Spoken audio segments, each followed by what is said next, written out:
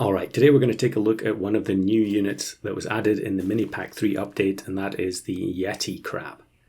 Now this is a very cool unit. The artwork is great as well. And originally it was going to be part of Mini Pack 3, but before release it was made available to everyone, so it is completely free and you can use it even if you haven't unlocked any other packs. Which I think is great. It is a little bit awkward, but it does have multiple different use cases, and I think that's always a good thing, where there are lots of different teams that you could potentially build with it. So we're going to take a look at one of them today. Now, I'm not playing free-to-play only here. It is, I clearly have pets from Unicorn and Danger here, and I'm sure there are other packs in there too. But this is definitely a pet that can be made use of in a variety of different builds. And I have been trying to record other stuff with it this week. Maybe it's for the best I didn't have another recording, because it's after 8:30 when I'm recording this. So we're really cutting it fine for today's video. So Yeti Crab, what does it actually do? Well, it has kind of an interesting ability, because not only does it work on both friends and enemies, but it has a different effect on each. So if a friend loses a perk, the Yeti Crab will give that friend Melon Slice. So the same perk that you get from BFB, which blocks 10 damage once, so basically half a melon. But if an enemy uses a perk, or loses or uses a perk, I guess is a good way to put it, the Yeti Crab will snipe them. And I think it's 6 damage it does, which is pretty nice. I guess the main drawback of it is that it is a bit inconsistent, purely because you can't really control whether or not it's going to attack the opponent or give a friend Melon Slice if two of the things happen at the same time.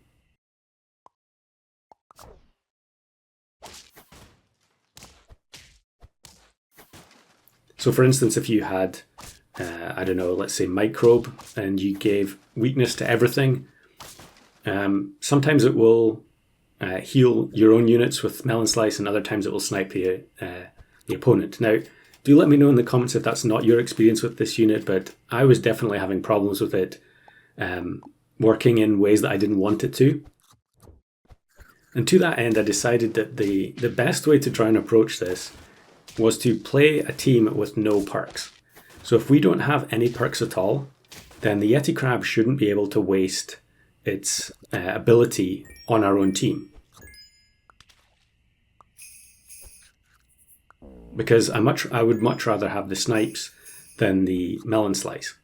So that's exactly what we're going to do here. We're not going to buy any perks.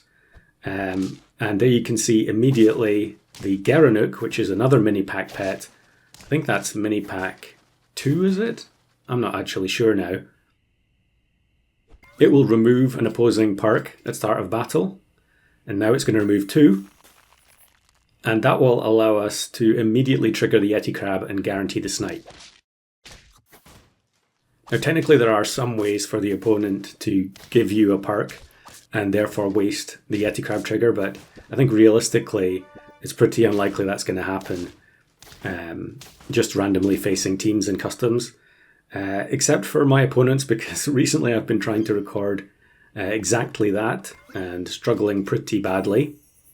But maybe I'll be able to get a recording, and that'll be in a future video. But again, here you can see against Freet, we instant snipe the Tatzelworm. I assume the targeting is just random from the Yeti Crabs. The Geranuk is removing 2 perks. The Yeti Crab is just going to randomly snipe one of the 2 of them. And yeah, we get one step closer to level 2 Pygmy Hippo.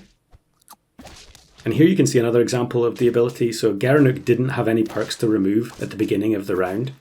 However, they had Reindeer. So the Reindeer gained a perk, and then breaking the melon counts as losing the perk. So it's quite a multifaceted ability, and there are lots of unusual scenarios where the ability can trigger where you might not expect it. Now here on turn 12, we're going to get absolutely demolished by this roll team. This is pretty obscene for turn 12, where the Fossa is basically acting like a level 3 skunk to 2 units. Yeah, we never had a chance there. But all we need to do is find one team that is a bit more reliant on perks and hopefully break their lineup in the first in start of battle. And we face this team, which looks to me like they're throwing. I mean, they're putting Camel at the back. So they actually had Yeti Crab as well, so presumably they were going for the achievement. And we actually win by 1 HP. So maybe not the greatest showcase of the ability, but I think you get the idea. So now we've got a completely unrelated run. This is just from a random pack. I felt like I should include something else because that previous run was so short, mainly because it was recorded on my phone. But we get this delicious gelada sequence where we have the level 2 and 2 level 1s. But of course, because it's a random pack, we don't know if we have any transform food. I'm not sure I did have in this pack. But we do have Wombat, so that's something at least. Here the Wombat converts the Walrus into a Mimic, but we still win. What are we looking for now? I guess we might as well go for level 3 Wombat at this point. And here we go. We roll the Sloth, 1 heart, 3 trophies, turn 10. It's an absolute mountain to climb for the Sloth here. But I think we're just going to buy it now, simply because we have only 1 heart left. And we'll just hope that we can survive a bit longer. So, fairly weak looking team here on turn 10. They're in the same boat as we are, where they haven't really got going. But now we need to try and come up with some kind of build out of this team, given that we're probably stuck with the Gelada now. So I think what I'm going to do is freeze the Hammerhead Shark, because we can combine the Geladas to get to level 3. Although realistically I need as much firepower as possible for a Sloth team to survive here. Of course, with it being post-update, we are facing a lot of the new pets. There's a couple of them here. Looks like we're going to be fine though. And there we go, we get Elephant Seal. So I think the plan of taking the Hammerhead is pretty much over at this point. I probably should have combined the Geladas in a different order there to make sure that they actually got they kept the Fig. But now we've got kind of the beginnings of a team. We can combine the Elephant Seals together next turn.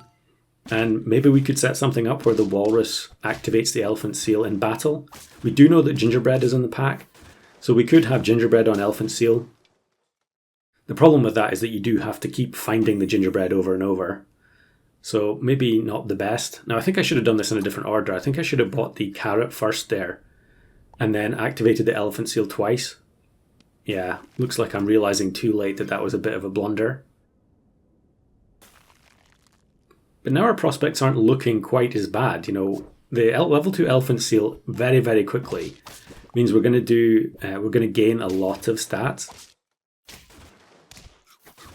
And hopefully here we get the peanut. Yep. Correct positioning on the peanut butter, otherwise we would have lost there immediately.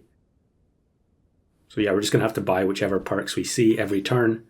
Getting plus 24, plus 24. No Gingerbread Men in sight though. Now this is a pretty strong looking team. I actually noticed that they've sped up the animation on some of the jump pets again. So the Rockhopper Penguin, which used to be pretty slow, is much more crisp now. I think I'm just going to buy the Fig. Yeah, we don't want to take the risk that we don't find any perk at all. Probably should just buy the celery here, but I guess I'm just looking for the chocolate. Okay, we do get a Gingerbread Man. So now we can put the Gingerbread Man on the Elephant Seal, and then we can play it third position and then hope that the Walrus hits the Elephant Seal. Okay, it looks like I'm actually going to play it fourth position. I suppose the odds are the same no matter what. And then we get matched with channel member Gerlern. I hope that's the correct pronunciation. And everyone at the moment seems to be fascinated with the new Kakapo, which has become a push pet. And so our team gets absolutely scrambled. And yeah, it's a good night to the level 1 Sloth in the random pack.